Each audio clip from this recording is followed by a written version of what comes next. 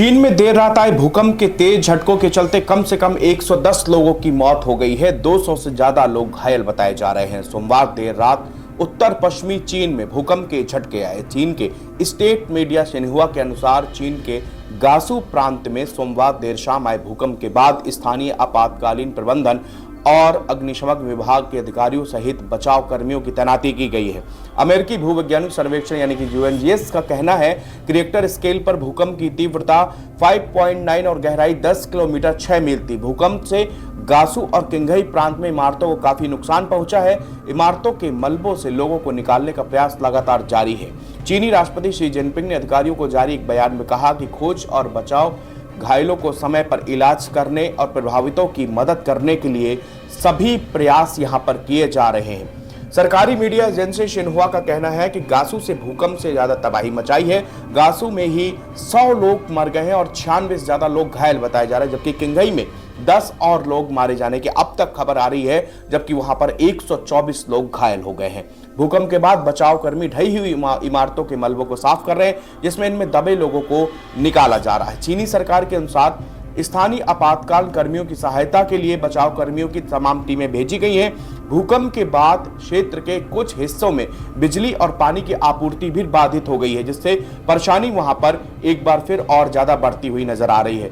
चीन एक ऐसे क्षेत्र में स्थित है जहां पर कई टेक्टोनिक प्लेटें हैं, विशेष रूप से यूरेशियम, भारतीय और प्रशांत प्लेटें मिलती हैं। इसके चलते चीन जो है भूकंप के लिहाज से बेहद संवेदनशील देश है।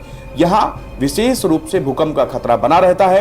पिछले सितंबर में चीन के दक्षिण पश्चिमी सिचुआन प्रांत में 6.6 तीव्रता का भूकंप आया था, जिसमें 60 से अधिक लोगों की मौत हो गई थी। पृथ्वी के अंदर 7 प्लेट्स हैं जो लगातार घूमती रहती हैं। जहां ये प्लेट्स ज्यादा टकराती हैं वह जोन फॉल्ट लाइन कहलाता है। बार बार टकराने से प्लेट्स के जो कॉर्नर्स होते हैं, कोने होते हैं, वो मुड़ते हैं। ज्यादा प्रेशर होने से ये प्लेट्स टूटने लगती हैं, नीचे की ऊर्जा बाहर आने का रास्ता खोजती है और डिस्टर्बेंस के बाद में भूकंप आता है। हर भूकंप की तीव्रता को अलग अलग कैटेगरी में डिवाइड किया गया है। 2.5 से 5.4 तीव्रता वाले माइनर होते हैं। इसके ऊपर 5.5 से 6 वाले भूकंप को हल्का लेकिन खतरनाक भूकंप माना जाता है। इसमें मामूली नुकसान होने की संभावना जताई जाती है। अगर 6 से 7 तीव्रता का भूकंप आता है तो ज्यादा जनसंख्या वाले क्षेत्र में डैमेज हो जाता है। वहीं 7 से ऊपर जो भूकंप आता है वो विनाशकारी होता है, जिसमें बिल्डिंग में दरारें, बिल्डिंग गिरना। इसके ऊपर जो 7 से भी ऊपर जो भूकंप आते हैं उसमें फिर आप ये समझ लीजिए कि तबाही पूरी तरह से वहां पर आ जाती है। चाहे कोई भी इमारत हो, जमीन में दरारें, जमीनें फटने लगती हैं और ऐसे में फिर सुनामी का भी खतरा बढ़ जाता है। भारत में भी पिछले कुछ महीनों में कई बार दिल्ली, एनसीआर समेत पूरा उत्तर भारत भूकंप के तेज झटकों से दहला है। अभी हाल ही में नवंबर में महसूस हुए झटकों की तीव्रता 6.4 थी और इसका जो केंद्र था वो नेपाल था।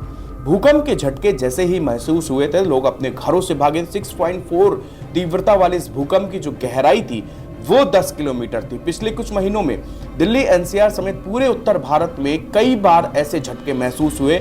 ऐसे में सबसे बड़ा और अहम सवाल यही है कि आखिरकार उत्तर भारत की धरती बार बार क्यों कांप उठती है और यहाँ भूकंप के इतने झटके क्यों महसूस किए जाते हैं। आपको बता दें कि दिल्ली, एनसीआर और पूरे उत्तर भारत में बार बार भूकंप के झटके इसलिए लगते हैं क्योंकि ये जोन 4 में आते हैं। जोन 4 और जोन 5 में भूकंप आने का खतरा सबसे ज्यादा होता है।